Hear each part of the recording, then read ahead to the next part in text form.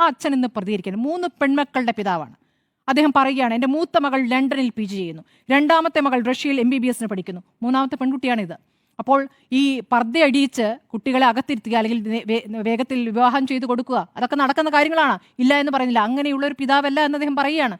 3 പെൺമക്കളെയും പഠിപ്പിക്കുന്നുണ്ട്, അവരെ സ്വന്തം കാലിൽ നിർത്തുന്നുണ്ട്, ആത്മാഭിമാനമുള്ള പെൺകുട്ടിയാണ്, അതുകൊണ്ടാണ് ആ പെൺകുട്ടി ഇനി ഞാൻ ആ സ്കൂളിലേക്കില്ല എന്ന് പറയുന്നത്. ഏറ്റവും ലജ്ജാകരമായ കാര്യമാണ്, അതിലൊരു തർക്കവുമില്ല.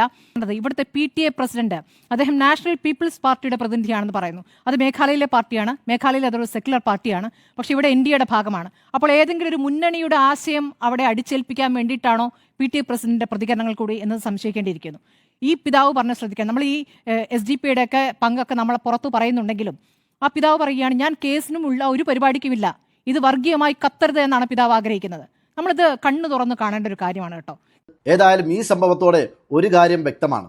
കേവലം 1/2 മീറ്ററോളം വരുന്ന ഒരു തുണി ഒരു മുസ്ലിം പെൺകുട്ടിക്ക് അവളുടെ മതപരമായ അവകാശത്തിൻ്റെ പേരിൽ ഹിജാബായി തലയിൽ ധരിക്കാൻ നിങ്ങൾ അവസരം നൽകുന്നില്ല എങ്കിൽ നിങ്ങളോട് ഒരു തരത്തിലുമുള്ള വിട്ടുവീഴ്ച ചെയ്യാൻ താല്പര്യമില്ല, അതിൻ്റെ ആവശ്യമില്ല എന്നുള്ളതാണ് മുസ്ലിങ്ങളുടെ തീരുമാനം. ഒരു മുസ്ലിം ആൺകുട്ടി 5 നേരം പള്ളിയിൽ പോയി നിസ്കരിക്കുന്നു എന്ന് കരുതി, അല്ലെങ്കിൽ ഒരു മുസ്ലിം പെൺകുട്ടി അവളുടെ വിശ്വാസത്തിൻ്റെ ഭാഗമായി ഒരു ഹിജാബ് തലയിൽ ഇട്ടു എന്ന് കരുതി അവരെ മതഭ്രാന്തരാക്കി ചിത്രീകരിച്ച്, മതംതീരികളായി ചിത്രീകരിച്ച് എല്ലാ രീതിയിലും അവരെ അസ്ഥിരപ്പെടുത്താമെന്നുള്ള നിങ്ങളുടെ താല്പര്യങ്ങൾ, നിങ്ങളുടെ വർഗീയ ചിന്തകൾ മുസ്ലിങ്ങളടുത്ത് ചിലവാവില്ല എന്ന് മാത്രമല്ല, അത്തരം ചിന്താഗതിക്കാരെ, അത്തരം മാനേജ്മെൻറ്റിനെ, സ്കൂളിനെയൊക്കെ തുറന്നു കാണിക്കാനും വേണ്ടി വന്നാൽ അത്തരം സ്കൂളുകൾ ഉപേക്ഷിക്കാനുമാണ് സമുദായത്തിൻ്റെ തീരുമാനം.